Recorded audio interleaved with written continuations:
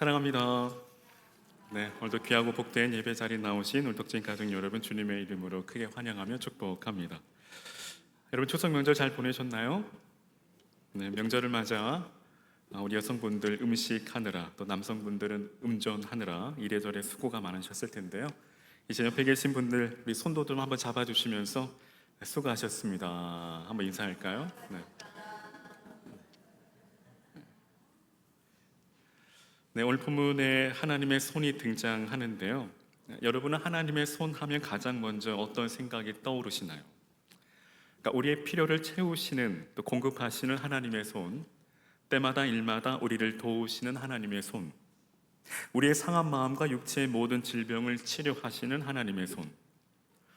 이처럼 하나님의 손에 대한 많은 생각들과 또 이미지들이 있을 겁니다. 그러니까 실제 구약에서 하나님의 손은 창조, 구원, 심판, 회복, 도움, 보호, 인도하심 등으로 표현됩니다. 먼저 시편 8편 6절에 주의 손으로 만드신 것을 다스리게 하시고 만물을 그의 발 아래 두셨으니, 즉 모든 만물을 창조하신 창조주 하나님의 손입니다.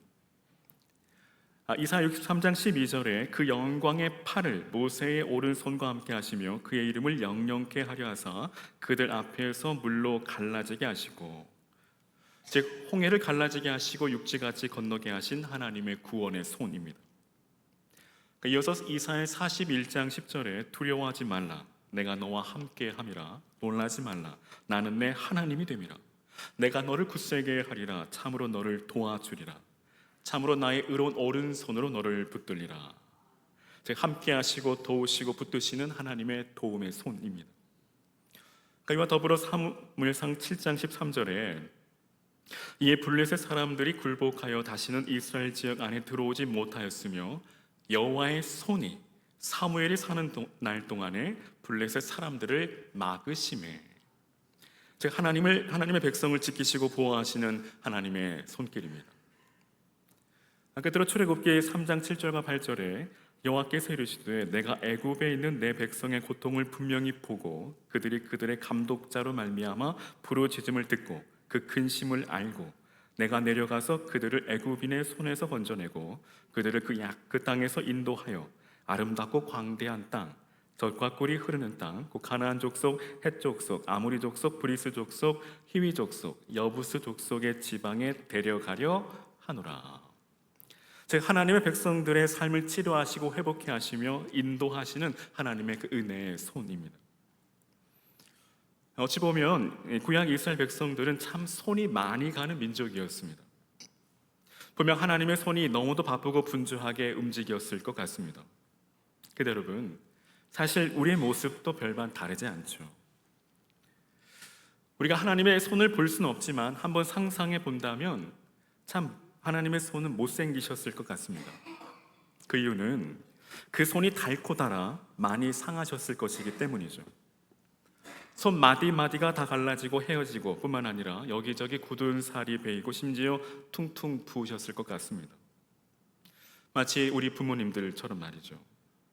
그러니까 자식들 뒷바라지를 하시느라 밤낮 쉬지 않고 일만 하시느라 그 흔한 핸드크림 한번 제대로 바르지 못하시고 손이 다 헤어지시죠.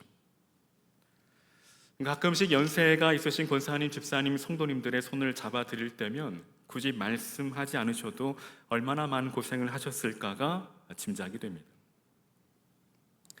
이렇게 하나님의 손은 하나님의 구원과 능력을 상징하는 데 자주 등장합니다. 오늘 본문에도 하나님의 손은 쉬지 않고 일하고 계십니다. 특별히 오늘 본문에 나타난 하나님의 손은 구원과 심판에 대한 하나님의 주권과 능력을 보여주고 계십니다. 이 시간 하나님의 그 구원의 손이 우리와 함께 하시며 그 은혜의 손길을 경험하시는 저와 여러분 되시기를 주님의 이름으로 간절히 축원합니다. 먼저 말씀을 살펴보기에 앞서 본문의 이해를 돕기 위해 출애굽기 1장부터 7장까지 말씀을 간략하게 설명을 드리면, 그러니까 요셉이 애굽의 총리 대신으로 있을 당시 야곱의 가족들이 애굽으로 이주해 정착하여 살게 됩니다. 이제 세월이 흘러 요셉과 그의 모든 형제와 그 시대 사람은 다 죽었지만 이스라엘 자손은 점점 더 애굽 땅에서 생육하고 번성하여 온 땅에 가득하게 됩니다. 그 가운데 이제 요셉을 알지 못하는 새 왕이 일어나 애굽을 다스리더니 이스라엘 백성들을 학대하기 시작합니다. 그러나 학대를 받으면 받을수록 이스라엘 백성들은 더욱 번성하게 되므로 애굽 사람들이 두려운 마음에 근심하게 됩니다. 그러니까 이로 인해 더욱 힘든 노동을 하게 함으로 이스라엘 백성들의 생활을 괴롭게 하고 심지어는 히브리 산파를 고용해 해산을 도울 때 남자 아이는 다 죽이도록 명합니다. 이토록 이스라엘 백성들이 애굽의 종노릇하며 힘들게 하루하루를 견디고 살아가고 있을 그때 하나님은 이스라엘 백성들의 그 고통의 그 신는 그 부르짖음을 들으시고 하나님의 사람 모세를 통해 이스라엘 백성들을 바로의 손에서 구원하여 하나님께서 예비하신 아름답고 광대한 땅, 젖과 꿀이 흐르는 가나안 땅으로 인도해 내시려 합니다. 하지만 바로는 꿈쩍도 하지 않습니다. 오히려 더욱 심하게 이스라엘 백성들을 괴롭게 합니다. 그는 스스로 교만하여 하나님의 말씀을 전혀 들으려 하지 않습니다. 어쩜 그의 자존심이 허락하지 않았을 겁니다. 그는 당시 최강 대국의 왕으로 자신이 곧 하나님이었기 때문입니다. 이처럼 사람은 누구나 하나님과 같이 되고자 하는 그 교만한 마음이 그 중심에 자리하고 있습니다. 즉 내가 주인이요 내가 왕입니다. 그러니까 첫사람인 아담과 하와도 뱀의 이러한 유혹에 넘어가 결국 선악과를 따먹고 말았습니다. 여러분, 뱀의 유혹이 무엇일까요? 이 선악과를 먹으면 하나님과 같이 될 수 있다는 것입니다. 아담과 하와는 그 달콤한 유혹에 넘어가고 말았죠. 여러분, 이 선악과를 먹으면 세상을 군림할 수 있고 다스리는 왕이 될 수 있다는데 넘어가지 않을 사람이 누가 있을까요? 이와 같은 방식으로 사단은 예수님을 또한 시험했습니다.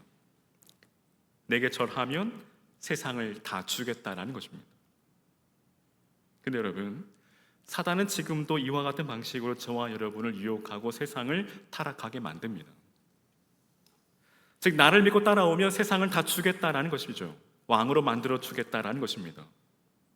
이 시대의 조연이 아닌 멋진 주인공으로 만들어 주겠다라는 것입니다. 사람은 누구나 주인이 되고 싶죠. 여러분, 한 예로 세입자로 살고 싶은 사람 누가 있겠습니까? 누구나 다 내 집을 갖고 싶죠. 여러분, 언제까지나 남의 밑에서 일만 하겠습니까? 사장이 되고 싶죠. 또한 연예인들도 마찬가지 아닐까요? 맨날 주연만 하고 싶겠습니까? 물론 그런 마음을 가진 분들도 계시겠지만 그러나 한 번쯤은 주인공이 되고 싶은 마음이 그 안에 있지 않겠습니까? 이처럼 사람은 누구나 주인이 되고 싶고 주인공이 되고 싶고 왕이 되고 싶어 합니다. 그러나 여러분, 우리는 내가 주인이 아닙니다. 내가 주인공이 아닙니다. 내가 왕이 아닙니다. 그럼 누구일까요? 바로 하나님이시죠. 우리 주님이십니다. 믿으시면 아멘. 고로 하루라도 빨리 그 생각을 버려야 합니다. 그 자리에서 내려와야 합니다. 그렇지 않으면 정말 큰 코 다칩니다. 오늘 바로 왕이 그랬습니다. 이제 하나님께서 모세를 통하여 바로에게 선전포고를 하시죠. 하나님의 군대인 이스라엘 백성과 애굽의 바로 왕과의 전쟁을 선포하신 것입니다. 즉 하나님께서는 하나님의 군대인 이스라엘 백성의 지도자로 모세를 세우시고 모세를 통하여 하나님께서 직접 이 전쟁을 이끌어 가시겠다라고 말씀하십니다.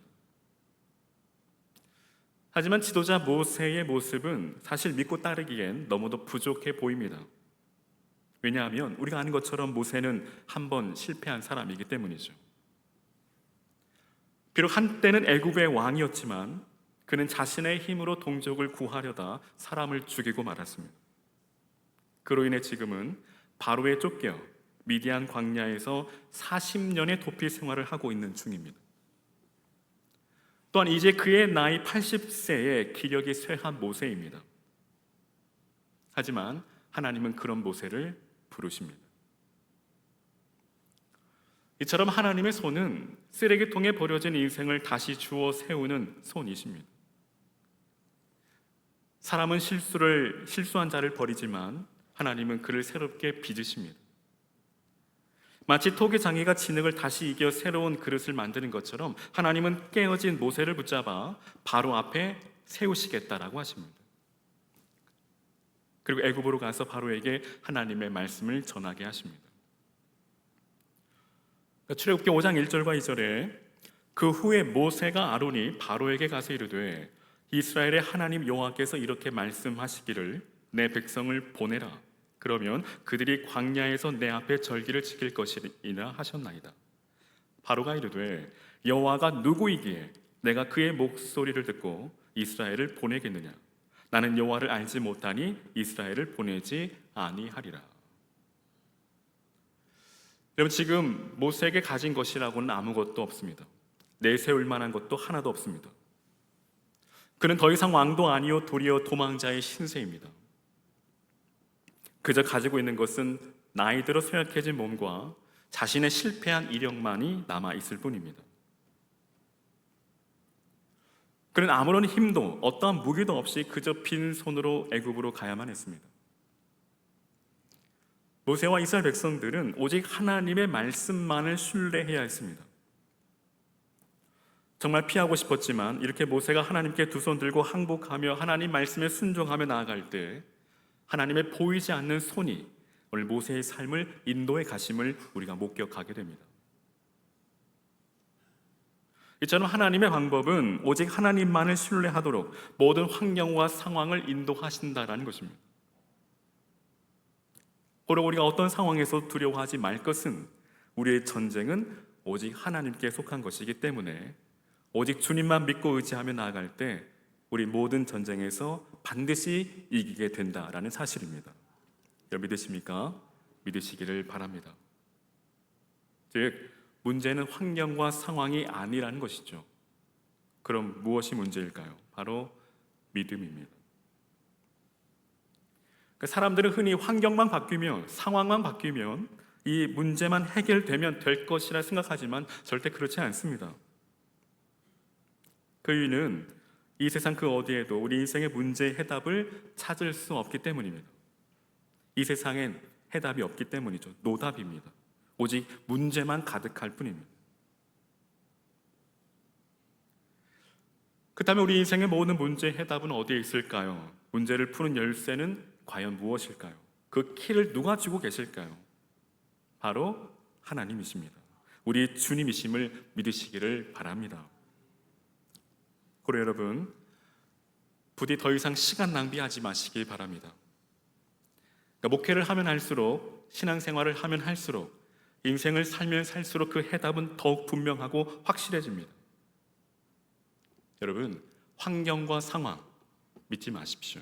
물질 믿지 마십시오. 사람 믿지 마시기 바랍니다. 오직 우리 인생의 해답은 오직 예수입니다. 믿으시면 큰 소리로 아멘.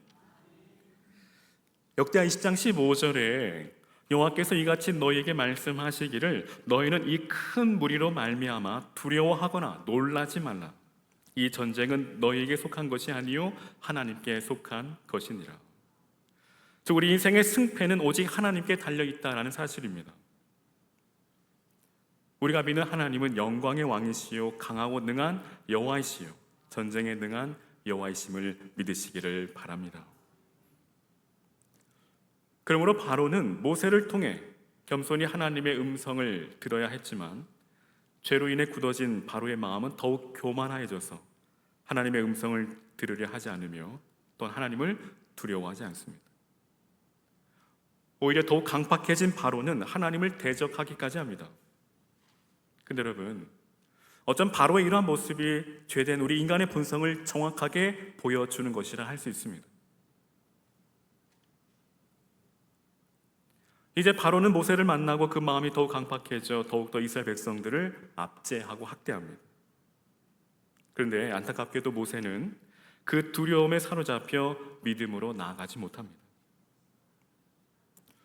그러니까 출애굽기 5장 22절에 그는 어찌하여 나를 보내셨나이까 라고 오히려 하나님을 향해 원망의 목소리를 냅니다. 모세는 크게 낙심했고 포기하고 싶었습니다. 그러나 하나님은 절대 포기하지 않으십니다. 왜일까요? 하나님 사전에 포기란 없기 때문입니다. 실패란 없기 때문이죠. 불가능이란 없기 때문입니다. 출애굽기 6장 1절에 하나님은 두려움에 떨고 있는 모세를 향하여 말씀하십니다. 이제 내가 바로에게 하는 일을 내가 보리라. 강한 손으로 말미암아 바로가 그들을 보내리라. 강한 손으로 말미암아 바로가 그들을 그 땅에서 쫓아내리라 하고 오늘 모세의 그 어깨를 토닥여 주시며 그 마음을 위로해 주시고 용기를 북돋아 주십니다. 혹은 이 자리 인생의 실패로 낙심한 분들, 절망 중에 계신 분들 계십니까? 사람들과의 관계에서 상처받고 상심한 분들, 마음이 힘들고 어려운 분 계신가요? 그 밖에도 가정에서, 일터에서, 신앙에서 나는 이제 더 이상 쓸모없다라고 느껴지십니까? 그렇다면 기억하시기를 바랍니다. 하나님의 손은 아직도 저와 여러분을 놓지 않으십니다. 그리고 앞으로도 영원히 놓지 않으실 겁니다. 그분은 실패를 끝이 아니라 새로운 시작의 재료로 쓰십니다.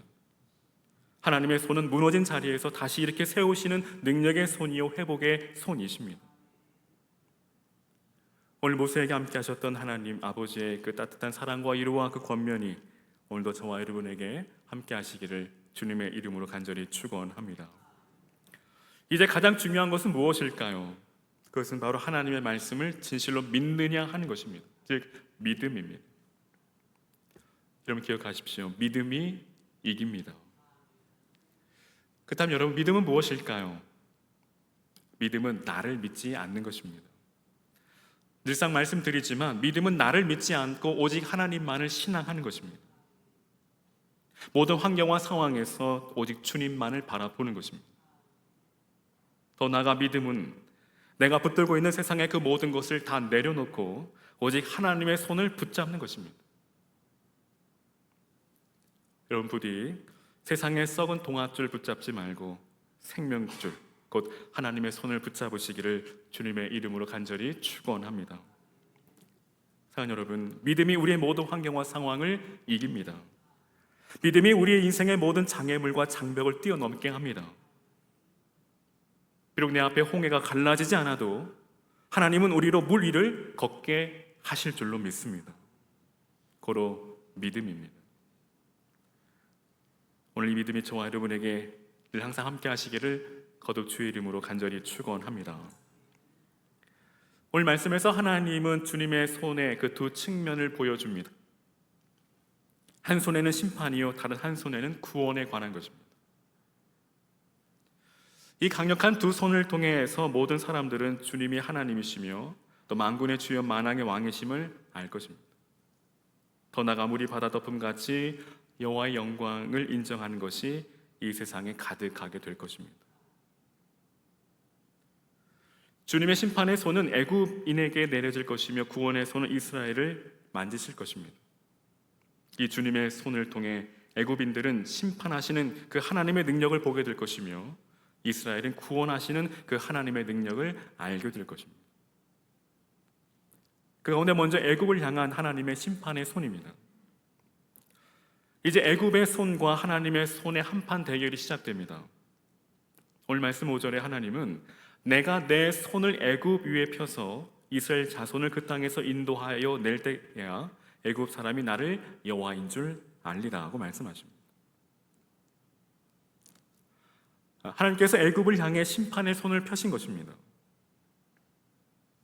비록 이스라엘 백성들은 애굽인들의 노예였지만 사실 애굽인들은 이스라엘 백성에게 빚을 지고 있었습니다. 우리가 아는 것처럼 요셉의 지혜로운 충고로 7년의 가뭄 동안 애굽을 큰 고통과 파멸에서 구원했습니다. 그리고 당시 요셉은 자신의 가족을 애굽으로 이주하였으며 이후 여러 해 동안 그들의 수는 늘어났지만 애굽에게 해를 전혀 끼치지 않았습니다. 이스라엘 백성은 고센 땅에서 살면서 번성하여 애굽의 경제를 증진시켰지만 애굽인들은 그들을 노예로 삼았습니다. 즉 은혜를 원수로 갚는 꼴이죠. 뿐만 아니라 어려운 노동으로 그들의 생활을 괴롭게 하니 곧 흙 이기기와 벽돌 굽기와 농사 여러 가지 일이라 그 시키는 일이 모두 엄하였고 바로가 그의 모든 백성에게 명령하여 이르되 아들이 태어나거든 너희는 그를 나일강에 던지고 딸이거든 살려두라 말합니다.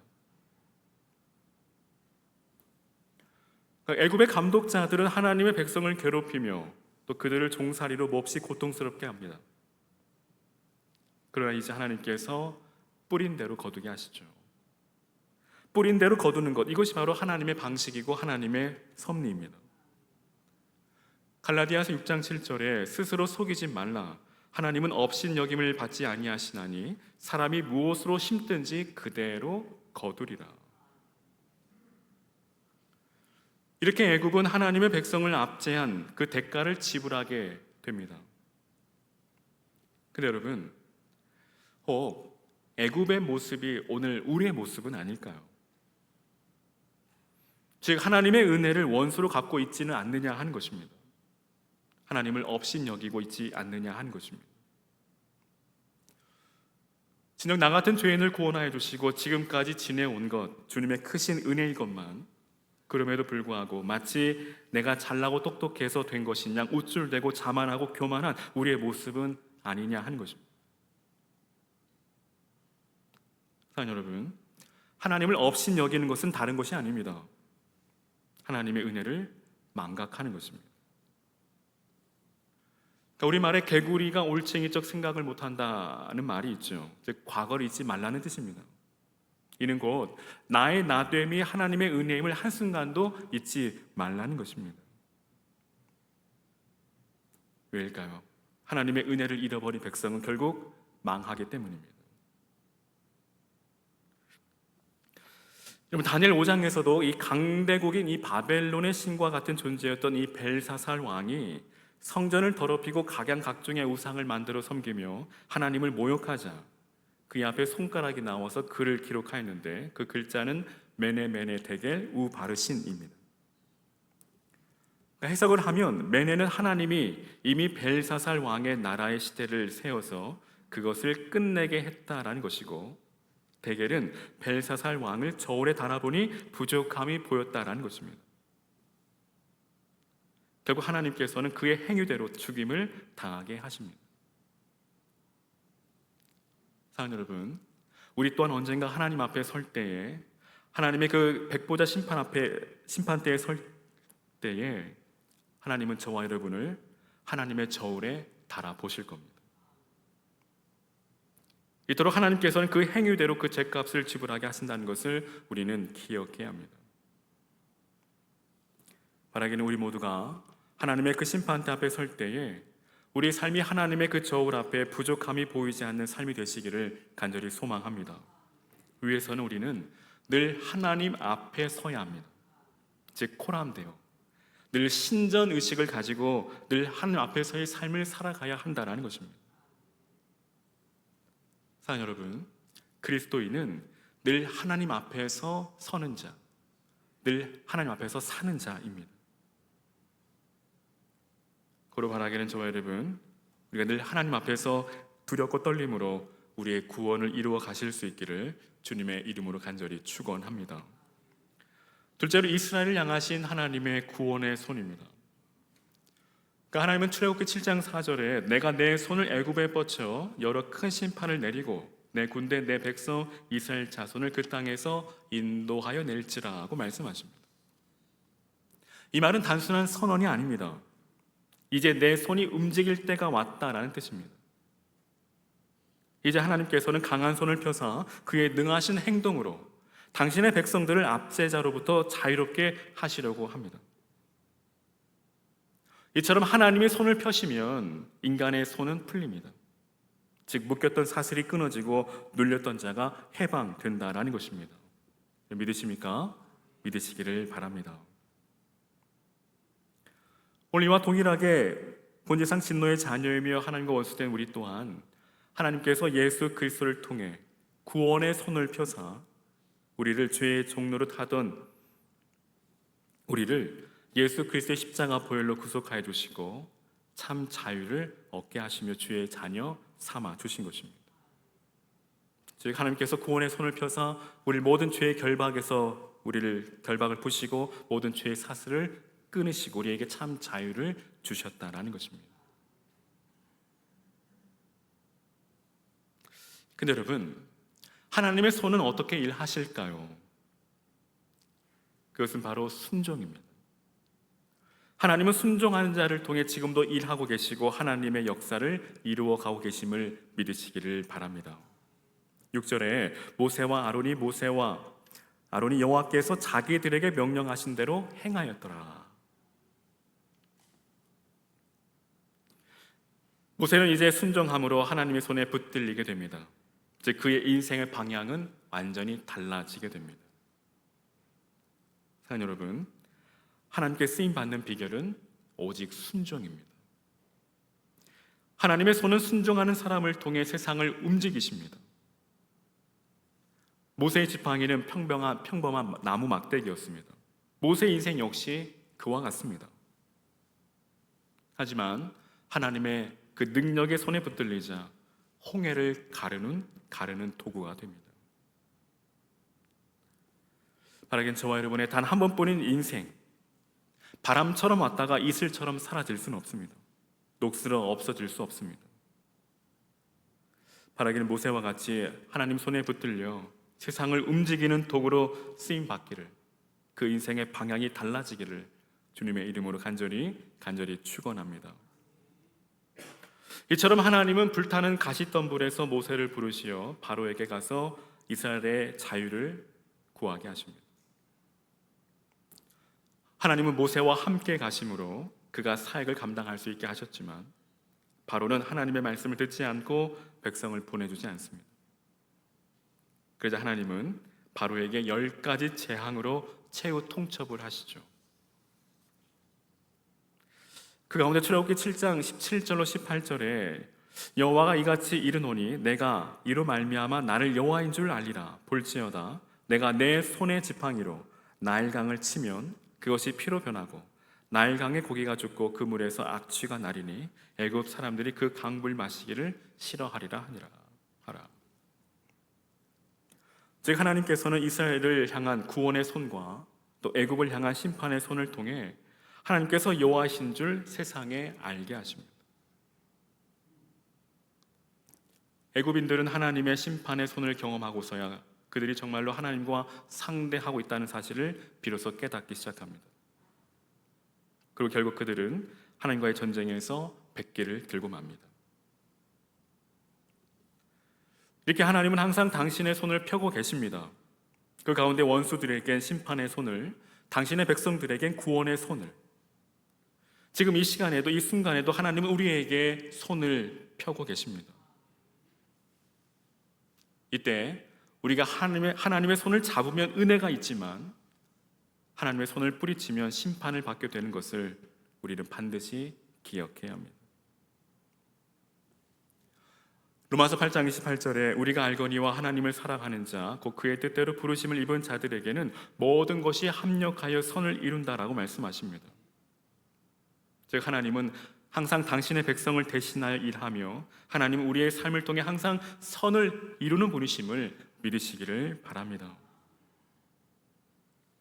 그러므로 우리의 삶이 항상 주님의 말씀에 귀를 기울이고 그 말씀에 순종하며 나아갈 수 있기를 바랍니다. 그분은 당신의 백성들이 자유할 길을 항상 열어주시고 생명의 길로 인도하여 주시는 분이심을 믿으시기를 바랍니다. 이제 말씀을 마치려 합니다. 사랑하는 여러분, 하나님의 손을 믿으십니까?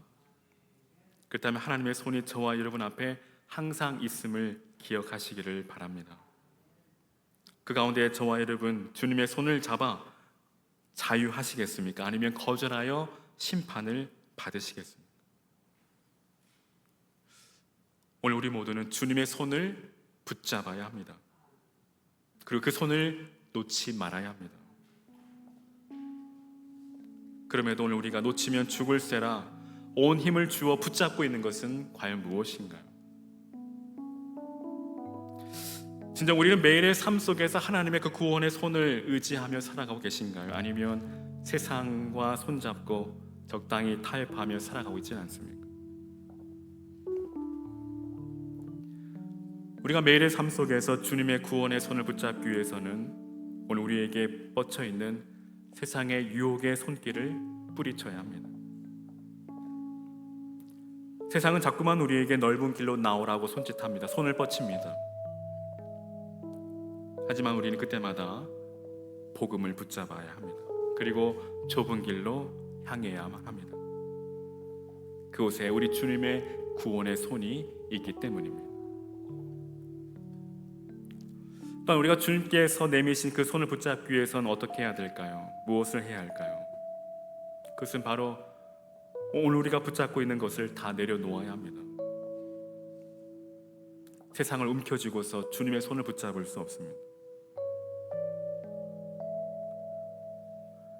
우리의 세상의 가치관과 우리의 자존심, 그 밖에도 세상의 염려와 두려움과 욕심을 다 내려놓아야 합니다.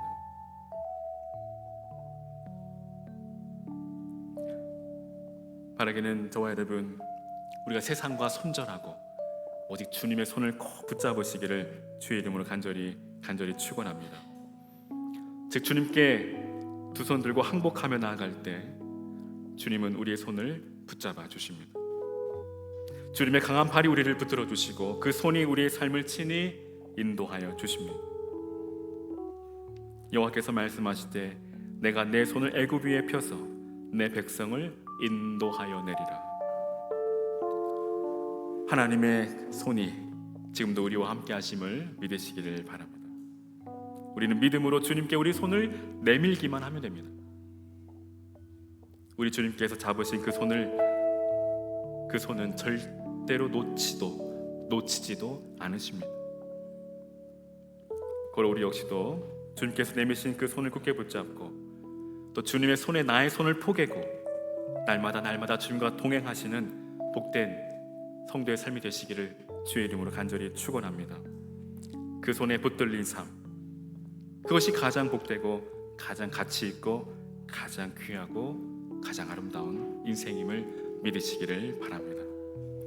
바라기는 주님의 손 붙잡고 끝까지 믿음의 길 달려가시고 마침내 승리하시는 저와 여러분 되시기를 주님의 이름으로 간절히 축원합니다.